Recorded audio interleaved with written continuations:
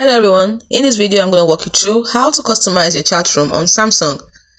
The first thing you do is open up your message and then you tap on a particular message. Any message is okay. Let's say I want to use this one, and then as you can see the background picture, this is my chat room and it looks very nice. Now if I want to customize it or change it again, I simply tap on the three dots at the top right corner in case you haven't done yours before. Then you can tap on customize chat room and then you can choose the picture you want by tapping on the first icon here, which opens up your gallery. Now you can start to choose which picture you want to use.